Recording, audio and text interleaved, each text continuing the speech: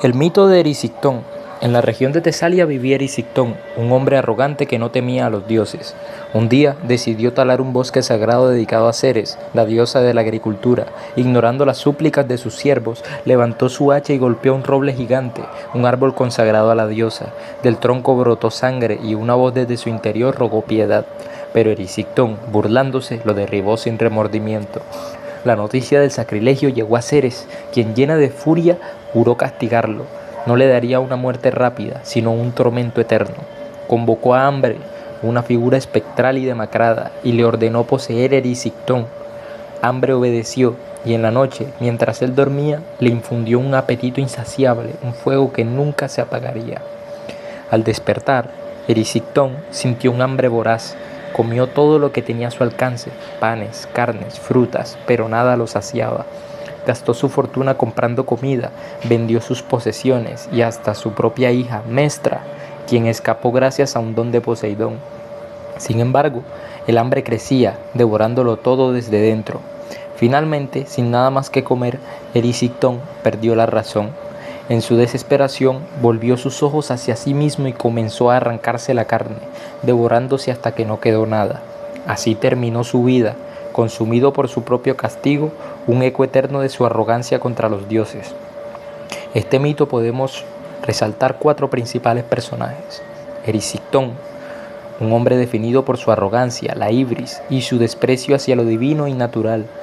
Su decisión de talar el bosque sagrado no solo muestra una falta de reverencia, sino también una codicia egoísta que ignora las consecuencias. Su castigo, un hambre insaciable que lo lleva a devorarse a sí mismo, revela una ironía trágica. Su deseo de dominio lo consume literalmente.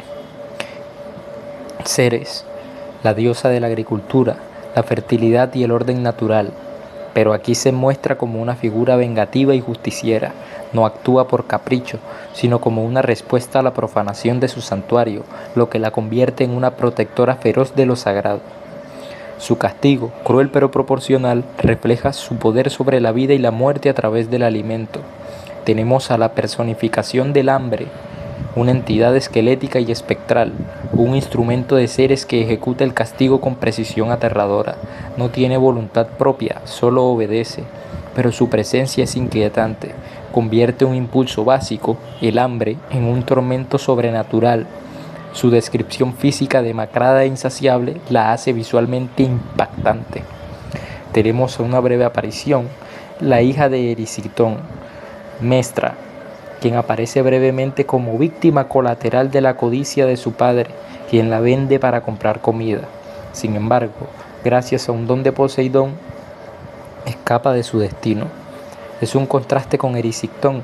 Mientras él se hunde, ella sobrevive mediante la adaptabilidad y la ayuda de los dioses. Estos 4 personajes, a manera de síntesis, reflejan lo siguiente. Erisictón, el destructor condenado por su propia mano. Ceres, la justicia divina que no perdona.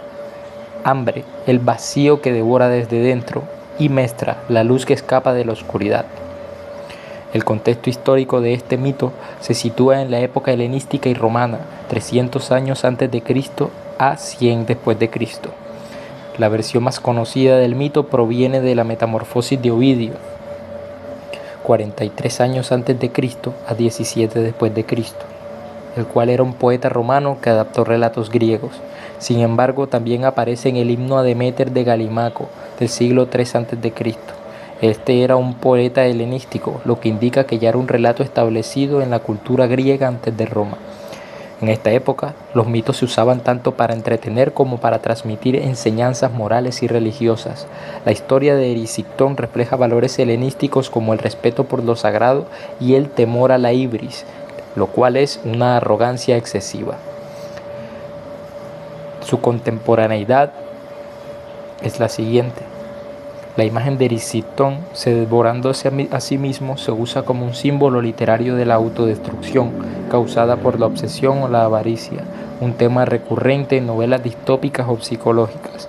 Ha servido de inspiración para la autoflagelación en diversas adaptaciones al cine e incluso a la literatura. Se usa como inspiración en la psicología y la economía para expresar las obsesiones y el capitalismo. se encuentra usualmente como crítica al consumismo por su mensaje de siempre más y la no saciedad de la sociedad.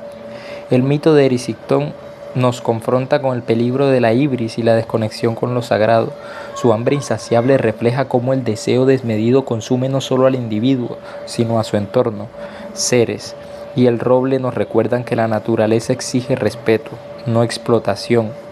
En un mundo contemporáneo de excesos, el relato advierte: lo que devoramos sin medida termina devorándonos.